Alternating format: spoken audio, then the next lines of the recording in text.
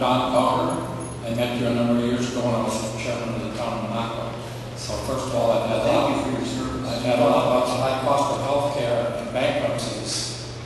We know that the increase in bankruptcies has been in the house area, the home mortgage field. Now the home mortgage field is in its dire straits. What it is because our government saw fit to change how a loan should be made.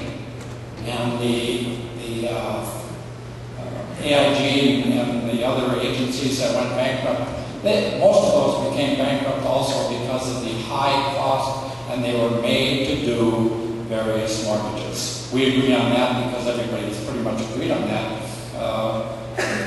So that's not really necessarily true. There may be, you know, I voted against the bailouts.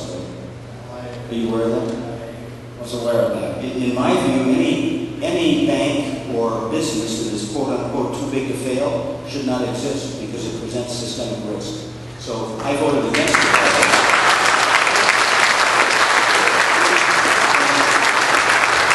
I suggested to the president that he could begin to stimulate our economy without raising anyone's taxes, because everyone here in this room, we the American people, own 30 million homes through Fannie and Freddie. And they're paying high interest rates. All we have to do is send them a letter from the president that says, congratulations, your interest just went down to 4%. That would instantly put more money in their pocket, keep them in their homes so we don't have more homes on the market, supporting the price of the home. And then they have that money to spend in their local community. So we have to be able to stimulate our economy without raising taxes. But obviously you were a minority in the bailout. Yes. That's the number one thing. We haven't been able to, and let me just state also, that I'm neither the Republican or the Democrat at the present time. I'm so disappointed in both parties that it's time for a change.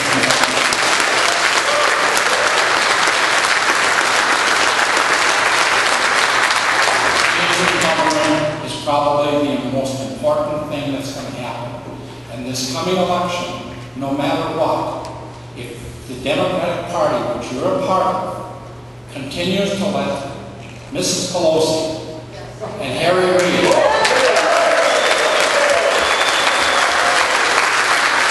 continue in the manner and now again, Barney Frank, in his discussions with his own constituency, you people need to decide we are not going to allow this from our own party.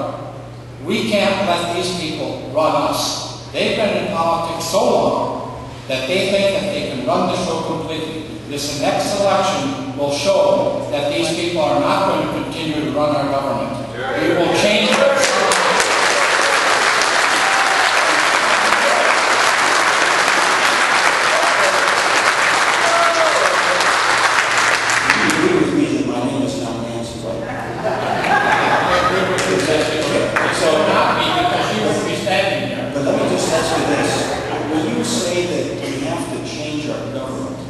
Are you really getting at the fundamental question about who controls the chairs in Congress? Do you feel that corporations have too much control? After all, Wall Street was rewarded for their failure by Congress that they pretty much invested in. I think that corporations have as much control over the Democratic Party in their hidden ways as they do in the Republican Party.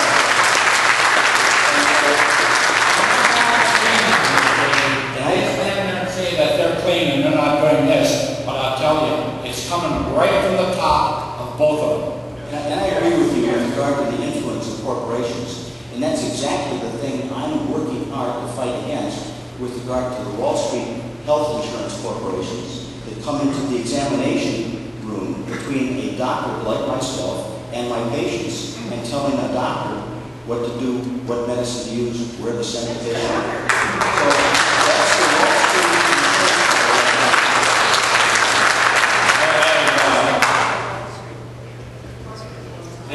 Yes, another important thing is from the tort reform.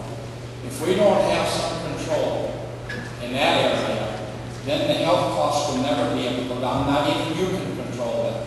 Because tort reform, and that is a part because insurance companies have a tendency to say, we'll cover it, we'll take care of it. It's better than going into court. Thank you, and I agree with you on tort reform as a position. We helped to mitigate, to knock down the cost of medical malpractice in Wisconsin, not just with caps, but also with legislation that created a patient compensation fund, so that it was possible to attract doctors to Wisconsin, that the highest quality of care at a lower insurance premium for medical malpractice. We need to do that same kind of thing nationally. In my view, as I mentioned to someone earlier, the kind of tort reform I'm looking for is that if a doctor practices and treats you within the standard of care, within the guidelines of care for that particular illness, wouldn't you agree there should be a hold harmless clause that would protect that doctor from any kind of litigation?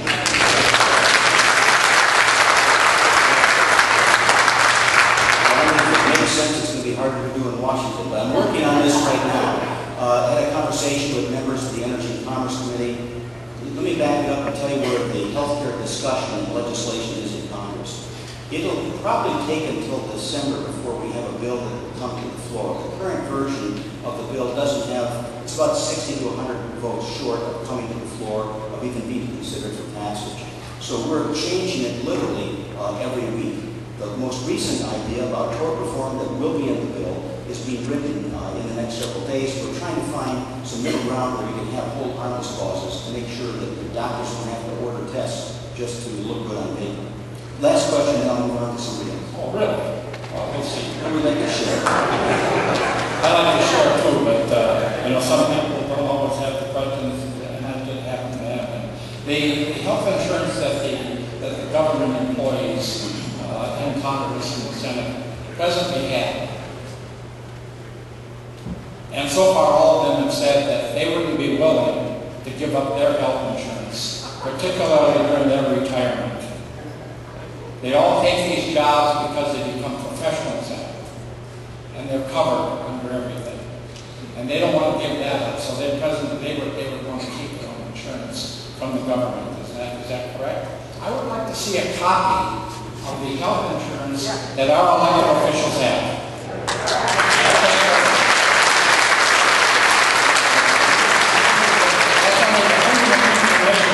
I'd like a copy of that. Well, under the freedom of information, I'm going to show you my insurance right now. You got it wrong. I got no health care insurance because zero. I have no insurance coverage at all. When I went to Congress, I didn't go there for health care benefits. And when they showed me the cafeteria plans, and there were a lot of them, the woman in the basement of the House office building said, well, Kagan, you got to show me how you're going to get paid. I said, well, how do you get paid? He said, by direct deposit. So I called my wife for the checking account numbers.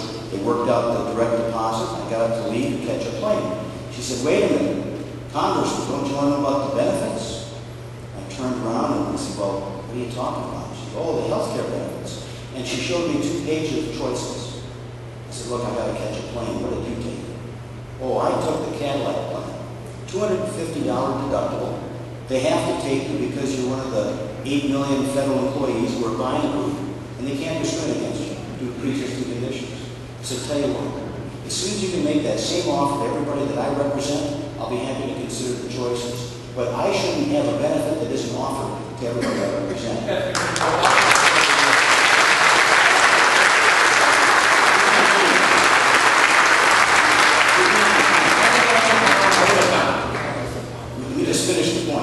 So I challenged the incoming class of 2006 to go quote-unquote naked, so to speak. I said, look, if everybody here in this class of 2006, I think 40 or 42, you put your head on your pillow every night knowing this might be the night you're going to lose your house, we're going to fix health care within a week. Well, we didn't do that. I was the only one to do it. I continue to challenge my colleagues in the House to do the same, to get serious about this. And any law that Congress passes it's going to affect every citizen, ought to affect everybody in Congress. We're going to have equal treatment under the law, don't you think? The